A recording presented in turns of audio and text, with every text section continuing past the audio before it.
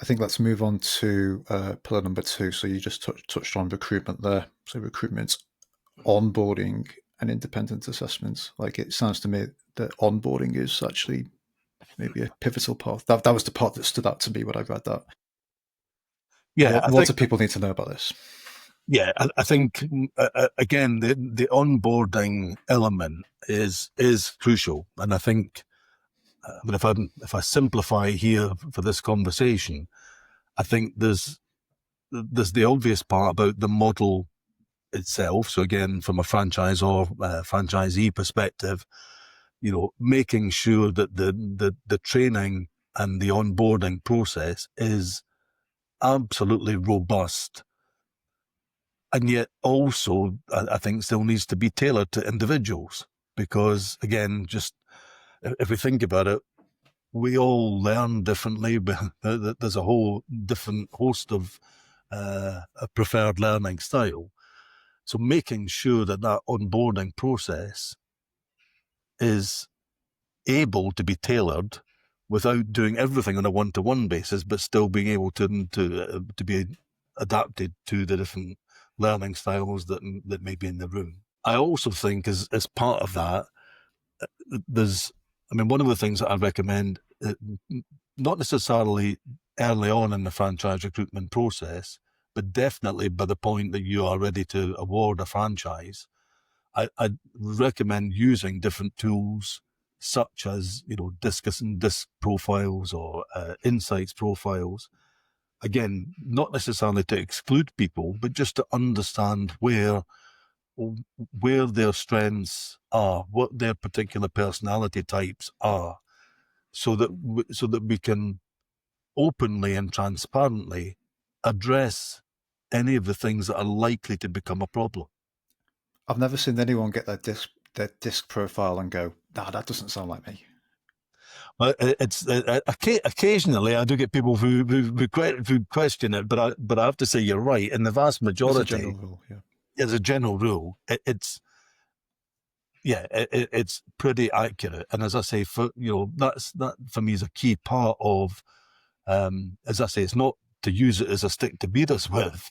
It's just to be able to think about how can we leverage the information that we have to be able to have a much better onboarding process. And I think another thing to say about that is that timing is everything.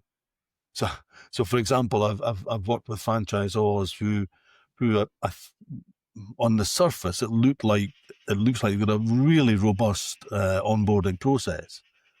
But if the timing and delivery of each step in the process isn't right, and they're not ready to actually use the information, then there's another pitfall in the road, if you like, that can be hit quite dramatically, because if you end up forgetting half of, there's all sorts of research and stats about how quickly we forget things if we're not actually using it straight away.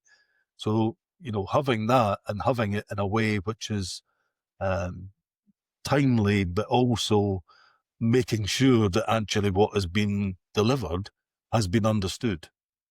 And again, when it comes to scaling, running a business, running any business, it's not easy. There's so many different priorities to be taken into account. So having an onboarding process that not only teaches in the right way, but also has the ability to check, as I say, that understanding has been fully taken on board and delivered.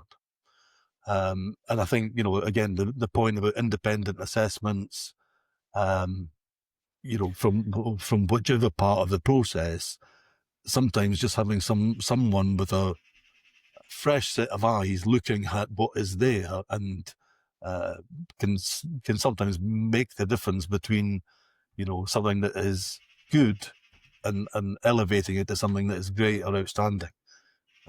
So but all of those things, um, from the very first touch point, I think that franchise partner gets in touch with the franchisor, right through to the onboarding process, and in fact, wherever possible. I'm a real advocate of making sure that, you know, it doesn't just come to an end at the end of 2 weeks or 5 weeks or whatever.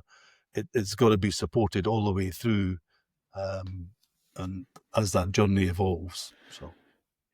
Yeah, and we talked quite a lot about recruitment in a previous session, I think maybe the June session, but I think from a systemization perspective, it feels like it's important to be clear on exactly what these steps are. And yeah, it's the tiny noticeable things and making sure that it's clear what should happen next when certain things happen and making sure those things do happen. Well, it's interesting. I mean, I've said this before, you know, go right back to my nursing days, which is obviously now many years ago.